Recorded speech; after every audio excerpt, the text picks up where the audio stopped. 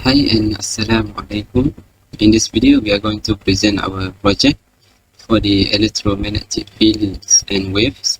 We are from Group 6 and in Session 1. Our lecturer for this course is Dr. Xavier. Our title for this project is under the electrostatic, and that is laser printer. Before we start, I would like to introduce my team members.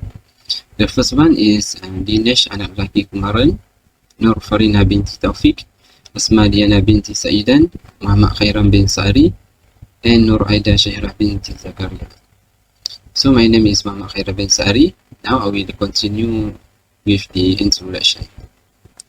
So laser printers are one of the many types of printers available on the market today.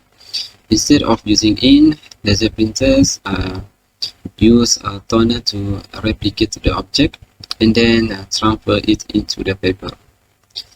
Businesses use laser printers almost exclusively because they have the reputation of being reliable while making a quality print product.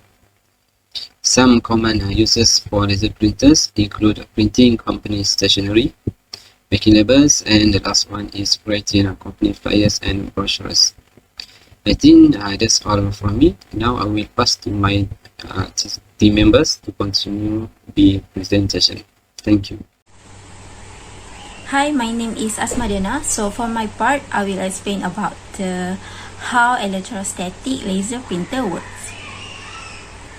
So basically, when printing, the computer transmits a vast stream of electronic data to your laser printer. The printer's electrical circuit analyzes what of this data means and how it should appear on the page. It creates a static electricity pattern by scanning a laser beam back and forth over a drum inside the printer. Static electricity attracts toner, a type of powdered ink, to the paper.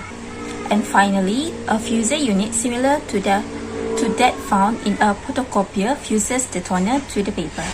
So I will explain one by one by the diagram. So firstly, millions of bytes of data stream into the printer from your computer. After that, an electronic circuit in the printer figures out how to print this data so it looks correct on the page. After that, an electronic circuit activates the corona wire. This is a high voltage wire that gives a static electric charge to anything nearby. The corona wire charges up the photoreceptor drum, so the drum gains a positive charge spread uniformly across its surface. And then the circuit activates the laser at the same time, causing it to draw the picture of the page onto the drum. A moving mirror scans the laser beam over the drum. The positive charge on the drum is erased when the laser beam hits it, and a negative charge is created instead. On the drum, an image of the full page gradually develops, with area of positive charge where the page should be white and negative charge where the page should be dark. A photoreceptor drum is coated with powdered ink by an ink roller that comes into the contact with toner. It is because the toner has been charged positively, it adheres to the negative charge region of the photoreceptor drum. The section of the drum with a positive charge are not attracted to the ink. The drum accumulates an ink image of the page. A sheet of paper from the printer's other side feeds up toward the drum. Another corona wire provides a high negative electrical charge to the paper as it passes along. When the paper moves near the drum, its negative charge attracts the positively charged toner particles away from the drum. The image is transferred from the drum onto the paper, but for the moment, the toner particles are just resting lightly on the paper surface. Later on, the ink paper passes through the fuser unit. The heat and pressure from the roller fuse the toner particles permanently into the fibers on the paper. And finally, the last step is the printout emerges from the side of the copier. So that's all from me. Thank you. My name is Naida Shaira binti Zakaria, my renting number DE19020. I want to explain about the theory applied. The astereoscopic process, which employs a laser to produce an image on the photoconducting drum, is used by laser printer to produce high-quality image on paper.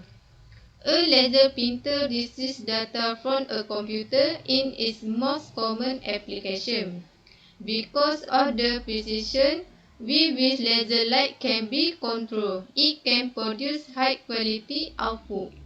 Many laser printers perform significant data processing, such as creating complex letters or font, and may contain a more powerful computer than the one that provides the data that will be printed in its raw form. Okay, thank you. Greetings, doctor. My name is Dinesh. Now I'll be doing the equations. I'll be explaining the equations. So here is our equations, which is about the process on how the printing works and what actually happens inside. So as you can see for part A, this is the basic model of what actually happens.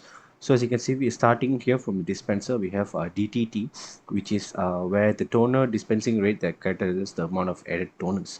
So if in any case, the DTT is more than 0, that means the process is actually working. So the paper is fed through the sump and macro, and then once everything is clear, it will go through the sump and macro to what we call a process is CTT. Okay, so CTT, when it's more than 0, is actually the throughout rate that represents the amount of toner being developed on the photoreceptor. So that means it represents the amount of toner actually which is needed to print out whatever is needed. So it will move on to the donor roll, and then the process takes over, and then it feeds to the PR, the printer roller. So here the RW is where the toner waste removal is actually going through. So here the down part is actually the more complex version of the basic uh, model just now. So as you can see here, it also starts with the dispense DTT, and then we can see here we have equation number 3, M1T dt. So here what actually happens is to mass balance of the control volume. It's actually the mass balance of control volume, which is directly affected by evolution of tonnage distribution in the sump, as we saw just now in the sump area, GS tau T of this equation over here. Okay, and then we have equation number 4. Equation number 4 is where it's actually the first term on the right hand side, which depicts or it actually depicts the effect of newly dispensed fresh toner on toner developability. That means it actually dispenses how much of toner which is needed, fresh toner which is needed to actually print out the wordings or whatever we want to print out. Okay, and then equation 4 and 5 actually it's almost the same, where it actually implies that without adding fresh toners, okay, without adding fresh toners, for an example, the dispenser DTT and also the P0T, okay, from equation 4, the development probability will eventually decay, become smaller to a very very small value that practically no toners can develop onto the photoreceptor. That means when 4 equation 4 and 5, and it's less than 0 or equals to 0, that means there's no new toner which is present. So there will not be any possible printing process. So for equation 6 is where it keeps track of the mass evolution of toner particles at the age of tau, or we can see here GD tau, and then at the instance t. So therefore the evolution of toner age distribution follows the mass evolution in equation 6. Okay, so where the denominator of the second term on the um, right hand side characterizes the average tone developability overall distribution in the sum area, and then it proceeds to the donor roll area, and then once it's all clear, it goes to the printing process. That's all from me, doctor. Thank you. Assalamualaikum warahmatullahi wabarakatuh, and hi, my name is Nofarina binti Taufik and my metric number is T190046. So I'm going to explain about the diagram of laser printer. I'm going to explain a little bit about the flow of the laser printer processing. So first, the paper will go through this paper tray, and then they will generate the color, is it monochrome or the color, and then proceed to the roller cartridge. Also there's a roller, and the paper will go through this flow, and this is the block diagram of the flow, the paper. Okay, so I'm gonna proceed with the conclusion. I'm gonna explain. There is only 4 points I highlight here for our group. Okay, first, the laser printers were introduced for the office and then home appliance. Number 2, to form the picture of the page on the drum, the laser printer controller employed a laser beam and a series of mirrors. Number 3, according to the picture to be formed on the drum, the laser beam is switched on and off. And lastly, the needed quality and speed were not only fulfilled but substantially exceeded following a brief phase of parameter tweaking. So that's all from me and our group. Thank you.